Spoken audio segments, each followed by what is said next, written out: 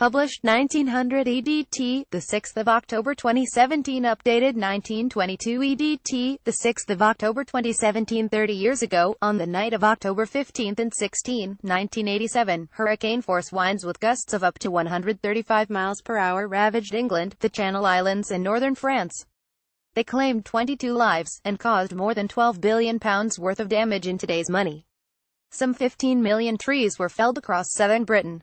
It was the worst storm for almost 300 years, and forecasters had failed to predict its severity.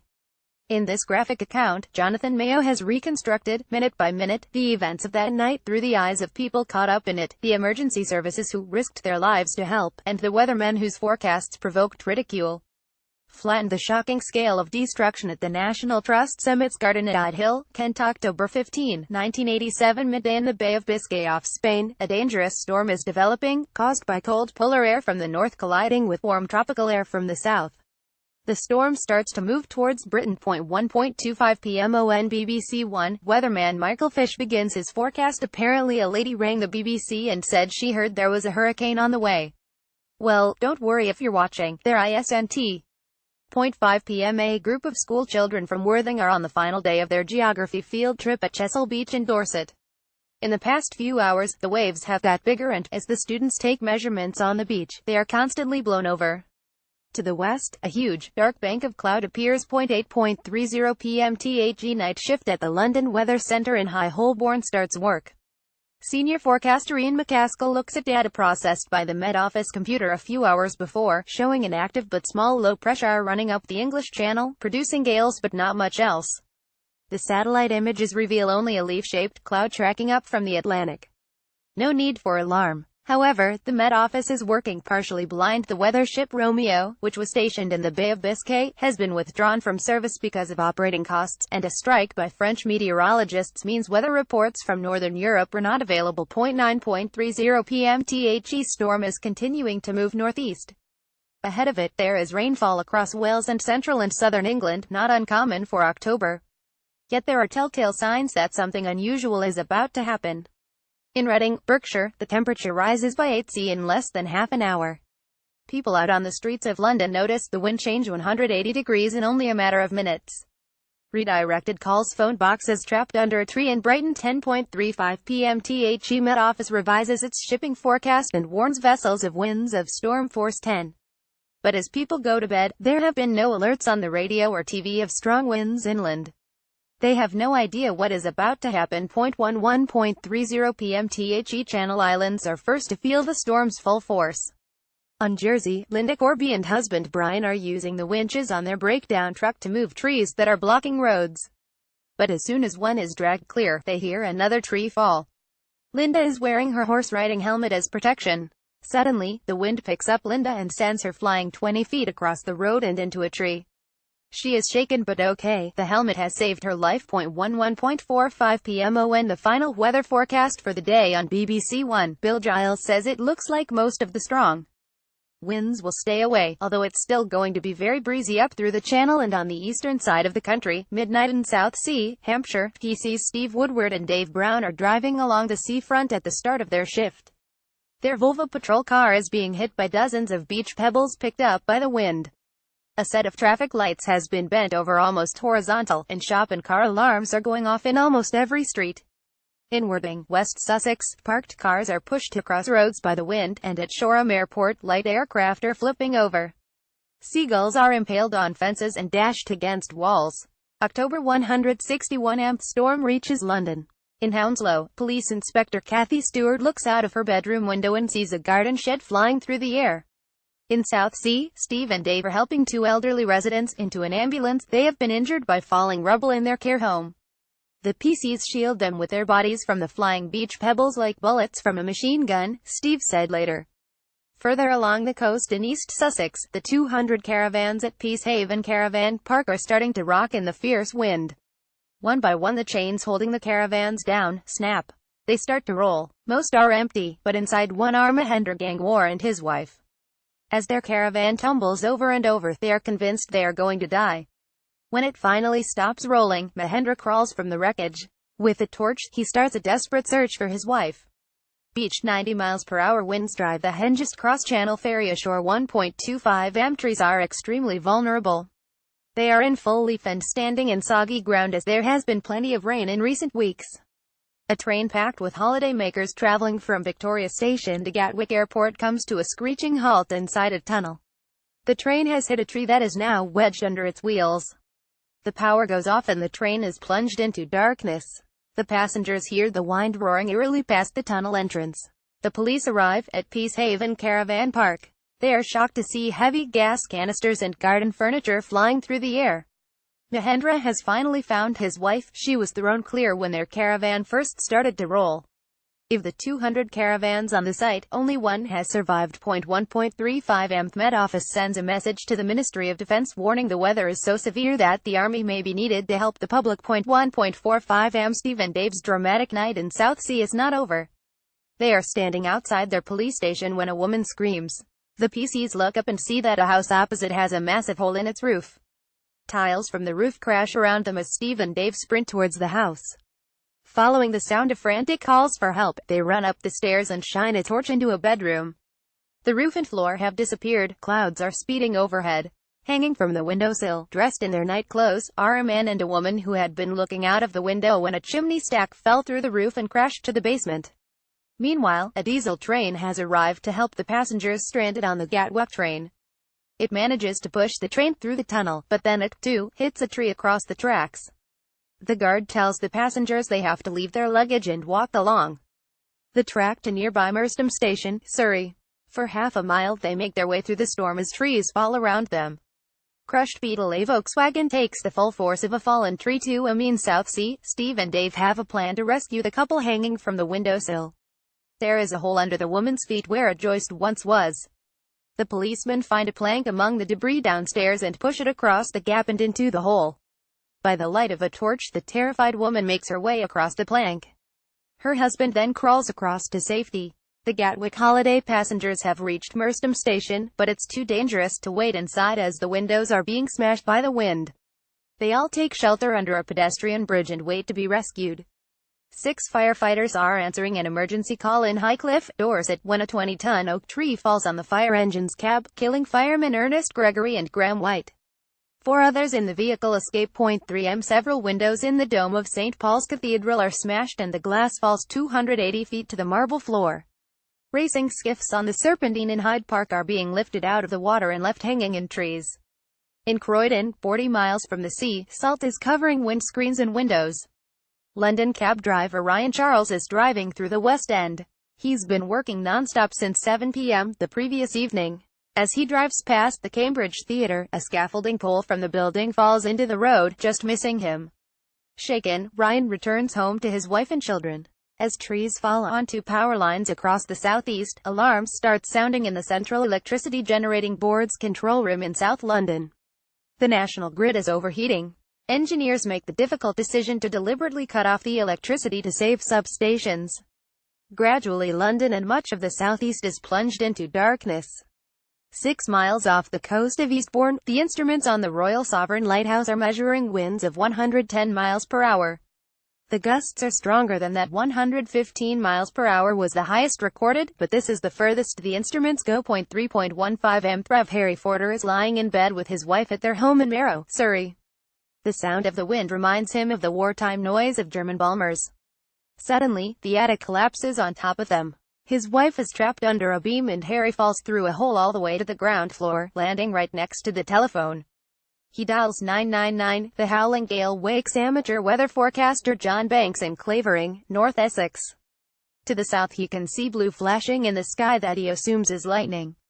It is in fact the large electrical substation at Pelham shorting out. In nearby Quendonwood, an elderly tramp named Dick Barrett crawls out of his tent to discover he's had a narrow escape. 2 trees have fallen either side of him. 3.45 am Brian Robbins and his wife are in the kitchen of their London house. They can hear the sound of roof tiles smashing outside. The kitchen is lit by candles. Their 3-year-old son, Tom, appears at the door. Whose birthday is it, he asks. In the London Weather Centre, Ian McCaskill listens to the wind noise outside the building. He's never heard anything like it. We didn't go outside to check it, he said later. The idea of a 19th-century Welsh slate flying from the roof focused our minds. At Folkestone, Kent, the Sea-Link cross-channel ferry Hengist breaks from her moorings. Captain Sid Bridgewater gives the order to leave harbor, but the Hengist's engines fail and she's plunged into darkness.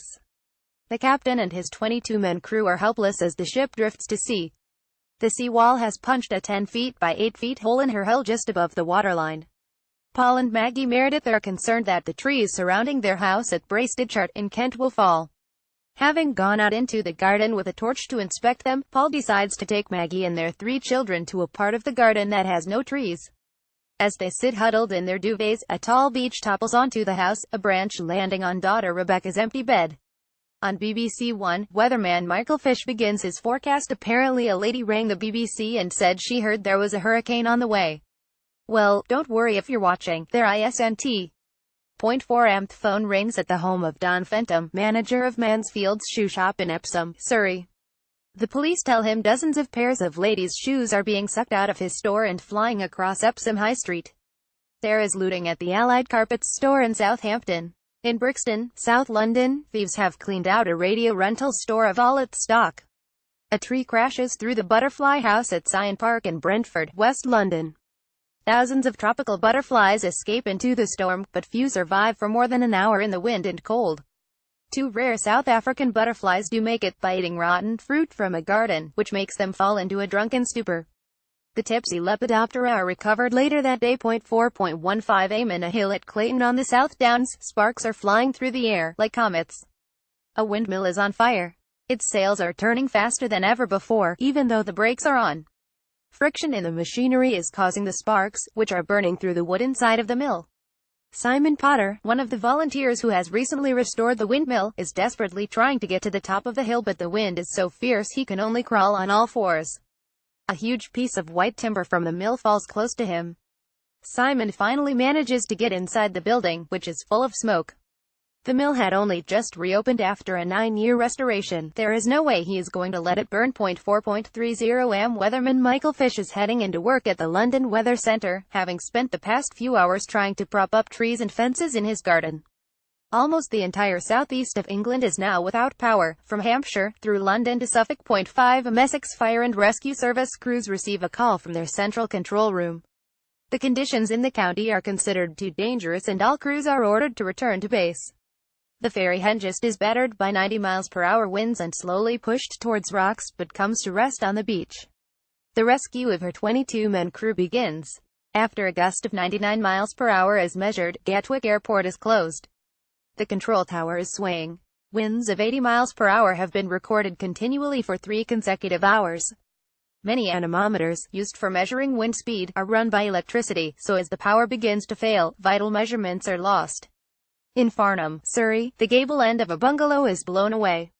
The old lady inside is warned by a neighbor that there is no wall on the other side of her wallpaper. In Harwich, Essex, the ropes holding a floating detention centre, the former Sea-Link car ferry Earl William, snap, and the ship, with 78 asylum seekers, drifts across the harbour. Her small, terrified crew drop her 2 bow anchors, but the wind is too strong and the Earl William drifts, coming to rest on a sandbank. 5.30 am in the South Downs, Simon and 2 friends are desperately trying to put out the fire in the mill. They are ferrying buckets of water up the hill and throwing them on the burning timbers. They fear that one of the sails will snap off and hit them. Finally, they put the fire out and manage to stop the sails turning. 6 am in the southeast, the winds are starting to drop, although in Lincolnshire they have now reached gale force. As it gets lighter, the full extent of the damage becomes clear. At Sevenoaks Cricket Ground in Kent, 6 of the 7 oaks that give the town its name lie flattened. The town is swiftly nicknamed One Oak. In Canterbury, a 7-year-old leopard named Shang has escaped from Howlett's Wild Animal Park after a tree fell on its cage. Police are warning that Shang is dangerous. In Rye, East Sussex, the fences around a field of wild boar have come down.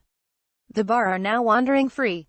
Off Harwich, another ferry called St. Nicholas with 650 passengers on board finally manages to get into the harbour after 9 hours in violent seas. 7.30 am and BBC One, Nicholas Witchell is reading the Breakfast TV News. The advice from the travel services is that you should stay at home. You should not attempt to get to work if such a journey is a lengthy one. The BBC is unable to use its regular news studio at Lime Grove, Shepherd's Bush, because it has no electricity, so he is broadcasting from the children's television studio at nearby TV Centre, which has power. The children's paintings that usually decorate the set have been hastily taken down. 8am day shift at the London Weather Centre. HASNT made it into the city, so forecaster Ian McCaskill and his team keep working. Rescue services clearing the road between Petersfield, Hampshire, and Chichester, West Sussex, make a grim discovery. A motorist is found dead in his car, crushed by a large tree. Damage in a residential street in the South London suburb of Orpington, which felt the force of hurricane force gales as trees lie uprooted over cars. 8.45am today is Amanda Terry's 6th birthday. Her father, Peter, is driving her to school in Lawton, Essex. He has to constantly stop the car to move fallen branches. Amanda is desperate to get to school to share her birthday cake with classmates. They pull up at the school gates and see a notice that says the school is closed. Today, about 500,000 children will have the day off. 9am computers and telephone exchanges at the London Stock Exchange are out of action, so trading has been suspended for the first time since the devaluation crisis of 1974. Across the southeast, hundreds of farmers are having to milk their herds by hand. In Aldburg on the Suffolk coast, police officer Mick Drakford is walking home. All seems well until he looks at his garden. His greenhouse is missing. Mick finds it 200 yards away in the high street. On Shanklin, Isle of Wight, policemen are patrolling the beach. Most of the pier is destroyed and whiskey bottles and amusement arcade machines full of money are washed ashore. 10am gardener Ray Townsend is cycling through Richmond Park, West London, on his way to work at Kew Gardens. He's in a state of shock as he passes hundreds of fallen trees. When Ray reaches Kew, he's turned away as it's too dangerous for anyone to enter. Too many trees are unstable. Army helicopters are flying over Kent and Sussex to help identify which power lines are down. The public is being warned not to go near cables which may be live. At Southend, Essex, brave windsurfers have put to sea to try to ride 70 miles per hour winds. 11.30am Ray Townsend has finally been allowed into the grounds of Kew Gardens. More than 1,000 trees have been damaged, half lost forever. Ray walks around stunned. It's like your worst nightmare. I can remember seeing trees down. I'd known for years, like old friends, he said later. It's the worst disaster since the gardens opened in 1759. A ship called the Flushing Range is adrift off the Spanish coast. She is being taken to Taiwan for scrap, but the tug's tow rope snapped. On March 6, 1987, under her original name of Herald of Free Enterprise, she capsized off Zeebrugge, killing 193 passengers and crew. The waves are 22 feet high, so the salvage crew think it's too dangerous to reconnect the tow. The Flushing Range will drift free for 3 days before resuming her voyage. Midnight at London's Old Bailey, only one court is functioning, as so many barristers, solicitors and staff can't get into London. There is good news at the London Stock Exchange. After a 3-hour shutdown, the computers and telephone exchanges are operating again. The Electricity Board puts calls out to repair teams as far away as Scotland, Wales and Northern Ireland to help repair the damage to power lines. The Southeastern Electricity Board has told the Royal Gurkha Rifles, armed with kukri fighting knives, are available to help clear the way through fallen trees. Weatherman Michael Fish talks to reporters and defends his forecast. He claims it was correct the lady was from Wales, which the IDNT get the winds, and it was a deep depression, not a hurricane, so I was right. 1pm The storm moves into the North Sea. It is officially over. 18 people have died, 15 million trees are lost. It is the worst natural catastrophe to hit Britain since the Great Storm of 1703. The Met Office record book for October 16 has only 3 words: the Great Storm. France, 2 has suffered, 4 people have been killed, 650,000 are without power, and Brittany has lost 24% of its trees. Britain's Home Secretary, Douglas Hurd, is chairing an emergency meeting of the Cabinet's Civil Contingency Unit. He describes the storm as the worst, most widespread night of disaster in the southeast of England since 1945. Staff at Woolworths in Haslemere, Surrey, have fixed torches under headbands to help them move around the darkened store. While many businesses suffer, Woolworths HQ reports today that the chain has sold 50,000 candles and 25,000 brooms. 1.10 p.m. The BBC's 1 o'clock news. Michael Burke interviews a tired, bedraggled Ian McCaskill. Well, Ian, you chaps were a fat lot of good last night. Jonathan Mayo's book Hitler's Last Day Minute by Minute is published in paperback by Short Books at £8.99.